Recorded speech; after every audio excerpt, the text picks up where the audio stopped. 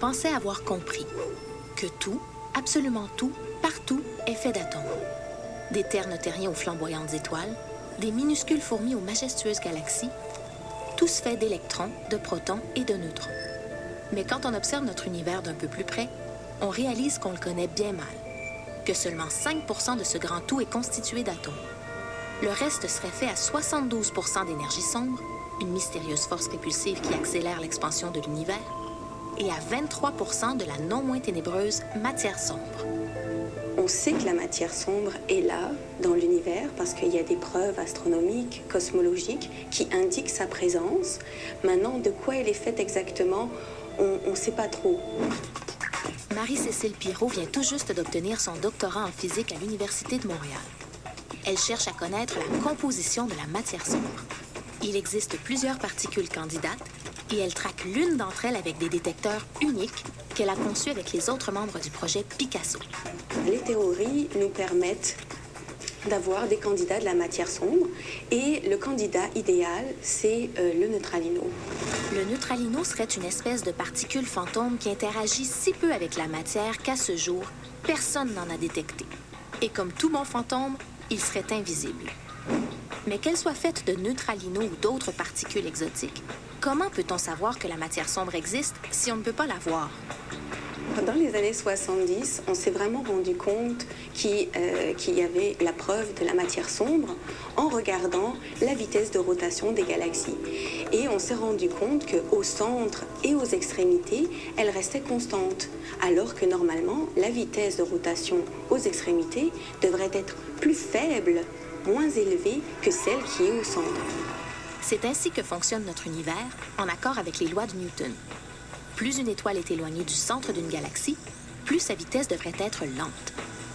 Pour expliquer ces observations, on a besoin que le centre ait plus de matière, et cette matière serait la matière sombre. Difficile à croire, mais nous baignons dans la matière sombre.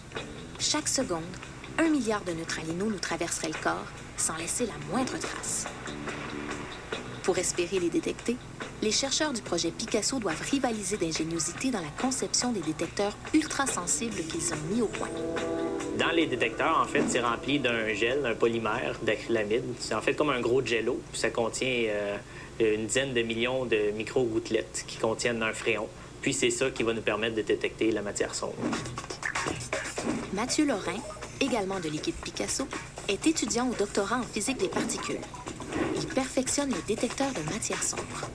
Donc, les gouttelettes dans les détecteurs sont en surchauffe. Donc, en fait, ils sont à une température plus élevée que leur point d'ébullition. Donc, normalement, ils seraient supposés être gazeuses, mais ils sont liquides. Quand un neutralino frappe un noyau dans ces gouttelettes-là, ça produit un changement de phase. Donc, on évapore la gouttelette, puis ça fait un bruit acoustique qu'on écoute avec des capteurs, un peu comme des microphones. Mais si une particule aussi peu réactive que le neutralino peut générer ces micro-explosions, toutes sortes d'autres particules peuvent également le faire.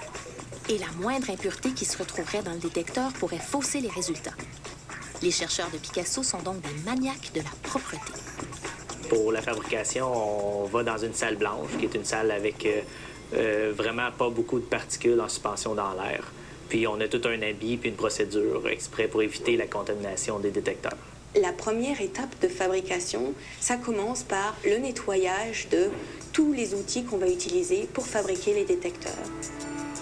Un petit bain à ultrasons, un savonnage spécial pour enlever les métaux lourds. Une fois la vaisselle lavée, on prépare le gel. Vient ensuite l'étape cruciale de l'injection du fréon. Pour créer les millions de gouttelettes qui sont à l'intérieur en suspension, ce qu'on fait, c'est qu'on met un brasseur magnétique à l'intérieur du détecteur. Puis le fait que le brasseur tourne dans le fond du détecteur va séparer la grosse goutte de fréon qu'on a mis en des millions de petites gouttelettes, puis répartir ça uniformément dans le détecteur. Toujours dans le but de limiter les signaux parasites qui créeraient de fausses alertes aux neutralinos, c'est dans les entrailles d'un laboratoire souterrain, dans une mine de Sudbury en Ontario, que les détecteurs entreprendront leur chasse aux fantômes. On est à environ 2 km sous la surface. On est sous terre, en fait, parce qu'on veut bloquer toutes les radiations qui sont créées par l'homme ou qui viendraient de l'espace, qui pourraient créer des faux événements dans nos détecteurs. Mais comment se mettre à l'abri de ces imposteurs et éviter que les gouttelettes n'explosent prématurément avant que le détecteur ne se retrouve à l'abri sous terre? on les garde sous pression, ce qui permet de les garder inactifs. Donc, toutes les gouttelettes vont rester sous forme liquide. Le détecteur est enfin prêt à accomplir son sombre destin et peut-être un jour bouleverser notre conception de l'univers. Mais déjà, on commence à développer la prochaine génération de pièges à neutralinos, même si on ne l'a encore jamais détecté, même s'il se pourrait que la matière sombre soit faite d'autre chose. La quête de matière sombre, c'est en quelque sorte aussi une profession de foi. Donc, si il arrive un jour qu'on détecte cette matière sombre, ça va vraiment être une découverte incroyable parce que, de un, ça va nous permettre de savoir que nos outils astronomiques, cosmologiques, nos modèles sont vrais et sont bien établis puisqu'ils ont pu prédire l'existence de la matière sombre. Et qui sait, peut-être en utilisant d'autres techniques, on va pouvoir vraiment comprendre les caractéristiques et ce qui s'est réellement passé du Big Bang jusqu'à, en fait, de nos jours.